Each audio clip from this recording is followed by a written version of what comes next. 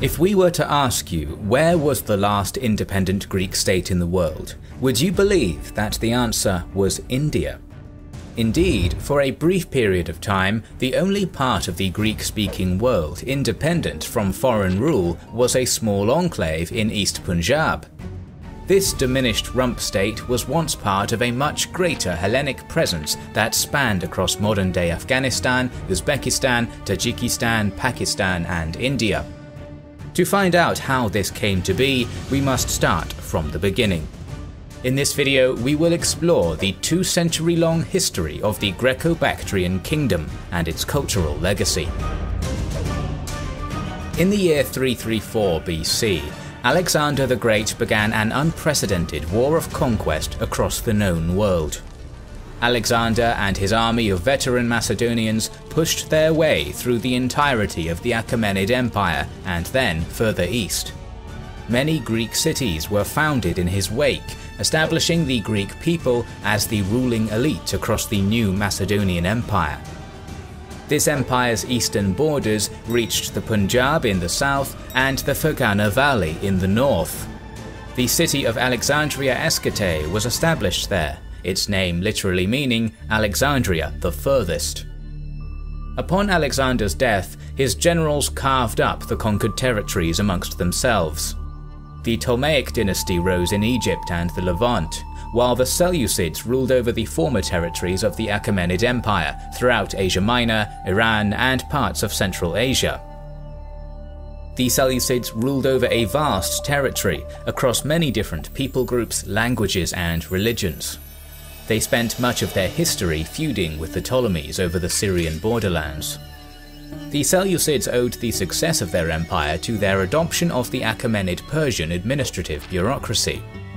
They divided their empire into regional satrapies, where a Greek elite would rule over a native population, who would usually take up lower-level administration roles. One of the easternmost and wealthiest of these Seleucid satrapies was the region of Bactria, and it is in this region that our story is centered.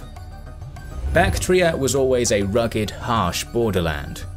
In the days of the Persian Empire, it was akin to the Wild West. The peoples of Bactria had always been fiercely independent and resistant to centralized Persian rule. Over time, the native Indo-Iranian Bactrians would come to be Hellenized and absorb much of Greek culture, including the Greek alphabet. But that independent spirit would remain, succeeded by the Greeks who came to rule the region.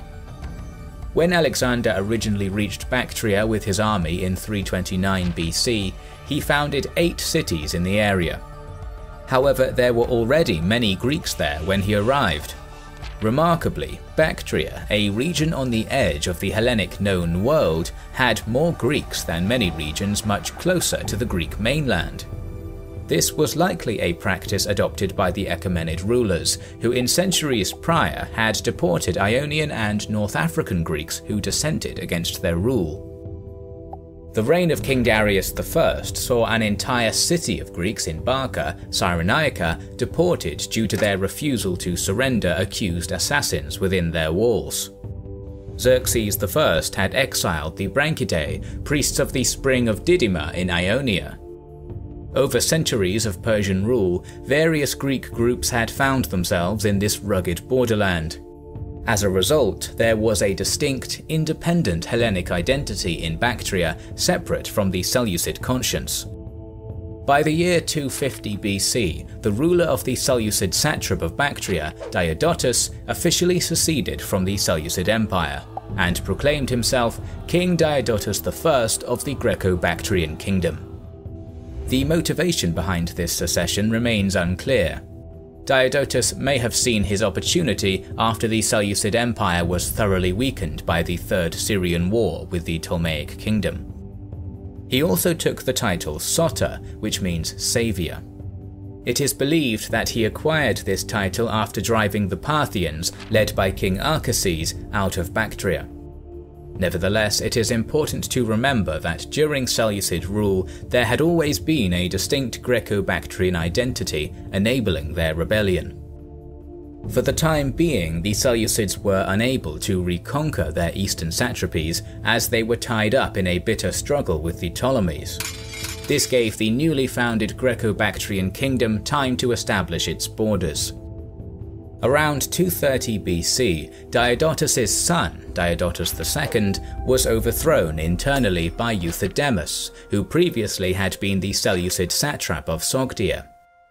Euthydemus had deposed the short-lived Diodotus dynasty, outraged that they had made an alliance with the Parthian king Arcases, the very same Arcases whom they had fought against not a decade earlier, who was considered a threat to all Hellenic civilization. Euthydemus expanded the borders of the Greco-Bactrian kingdom to include Sogdiana and Fergana, including the city of Alexandria Escite. The Greco-Bactrian kingdom now ruled all the Hellenic cities of Central Asia. Euthydemus and his forefathers would become known as the Euthydemids, the most prosperous dynasty of Greco-Bactria. King Euthydemus's first test came in 209 BC, with the ascension of the Seleucid king, Antiochus III. Antiochus was young and ambitious, and had no greater desire than to take back the territories in Iran and Central Asia that had once been part of the Seleucid Empire. He first laid ambitions upon the Parthian kingdom, subduing them by taking the cities of Hyrcania, Tambrex and Syrinx. With Parthia neutralized, Bactria was to follow, and thus Seleucids marched into Bactrian territory. Euthydemus was in Tapuria when he heard of this incursion. He quickly levied 10,000 heavily armoured cataphracts and rode to the passage at the river Arius, where he stood prepared to meet Antiochus's army.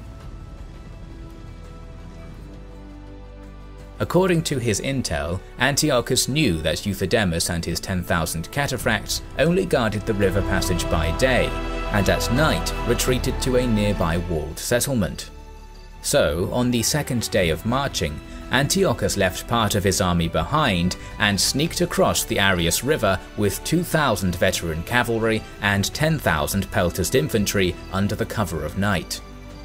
At daybreak, Euthydemus realized that Antiochus had crossed the river. He immediately rallied all of his cavalry and charged the Seleucid lines. The Seleucid infantry was taken by surprise and was yet to form up its ranks. Antiochus had to act, or his scrambling army would be overrun by a fully armoured cataphract charge. He rallied his 2,000-strong cavalry, outnumbered 5 to 1, and rode out to meet the Bactrians to buy his infantry time. Antiochus and his horsemen fought off the first squadron of cataphracts, and both sides took heavy losses. However, a second and then a third wave crashed into his ranks, nearly breaking them. It was at this point that the commander of the Seleucid peltasts, Panetolus, finally rallied his infantry to Antiochus's aid. They flanked and overwhelmed the Bactrian cataphracts, routing them off the battlefield. It is said that Antiochus rallied his remaining cavalry and took many prisoners. At this point, he had his horse killed under him and lost several teeth in the ensuing fall. All contemporary accounts say he fought valiantly. The Seleucid king had won the initial battle, while Euthydemus had lost a quarter of his men and been routed. Euthydemus retreated to the city of Bactria, modern-day Balkh in Afghanistan, and holed up there, prepared to withstand a siege.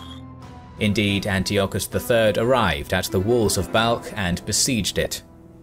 We know little about this siege, only that it lasted for 3 years and that towards the end, Antiochus was forced to withdraw. According to the contemporary historian Polybius, Antiochus and Euthydemus reached an honourable peace due to recognizing the common threat of the nomadic Scythian tribes in the north, which, as Polybius put it, would utterly barbarize Hellenic civilization in the east. The Bactrians had secured their independence through attrition.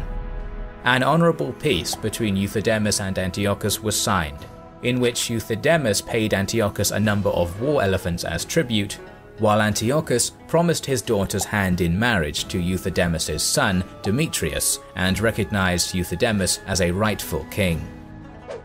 Thus, the sovereignty of the Greco-Bactrian kingdom was finally solidified, and it would continue to rule over much of Central Asia and parts of India for many decades to come. The Greek geographer Strabo famously stated that the Greeks who caused Bactria to revolt grew so powerful on account of the fertility of the country that they became masters not only of Haryana, but also of India. Indeed, 4 decades after Euthydemus' victory over Antiochus, the Greeks of Bactria accomplished what even Alexander had failed to do, and conquered parts of India. From 180 to 175 BC, under the reigns of Apollodotus I and Demetrius II, the Greco-Bactrian kingdom pushed into the regions of Gandhara and western Punjab. Unfortunately, while Demetrius II was campaigning in India, one of his generals back in the Bactrian capital, Eucratides, staged a coup, seizing kingship over Bactria. As a result, the Greeks in India split from their brethren in Bactria, creating a distinct Indo-Greek kingdom which would rule over parts of India until 10 AD. The most famous of these Indo-Greek kings was Menander I, who ruled from 155 to 130 BC. In Buddhist Pali Canon, he is mentioned as a convert to Buddhism and a great patron of the faith, resulting in many Greeks converting and the formation of a distinct Greco-Buddhist art form. It is said that the first sculpture of Buddha depicted in human form was done by Greek artists, who fused his image with the likeness of their own gods such as Apollo. It even became common practice to depict Heracles himself as the Buddha's protector. Greek contributions to Buddhist doctrine and art are said to have eventually spread along the Silk Road, influencing the Mahayana sect of the faith that came to be practiced in China. A Roman geographer and contemporary to the Greco-Bactrian kingdom, Justin, described the region as the extremely wealthy Bactrian empire of 1,000 cities. Bactria was known as a land of great riches, a bridge between east and west. The Chinese explorer Zhang Qian, when visiting the markets of Bactria in 130 BCE, recorded how impressed he was by the diversity of goods that could be found there, even observing that many of the products came from China itself. Indeed, Bactria was the crossroads of the world. The kingdom of Greco-Bactria would come to an end around the year 125 BC, with the invasion of the Yuezhi, an Indo-European nomadic pastoral people who had been driven out of their traditional homeland in modern-day China by the Xiongnu. Even though Greek sovereignty had come to an end, the urban infrastructure of the Greco-Bactrians endured. Greek peoples would continue to have a cultural influence in the successor states of the region, such as the multi-ethnic Kushan Empire, governed by the descendants of the Yuezhi. The Greeks remained a visible minority group in the region for centuries. The Kushan language used the Greek alphabet, and they adopted aspects of the Greek cults. In India, the last Indo-Greek king, Strato II, fell in 10 AD, after a nearly 200-year-long period of Greek rule in the subcontinent. By the time Strato's realm had fallen, it was the last independent Greek state in the world, with all of Alexander's former territories conquered by Rome or the Parthians.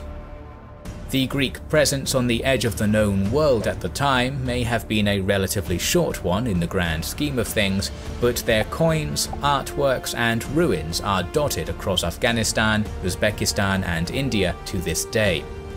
One cannot ignore the impact they had on the peoples of the region, the wealth and prosperity they brought to their kingdoms, and their cultural influence, which still leaves ripples in our modern world.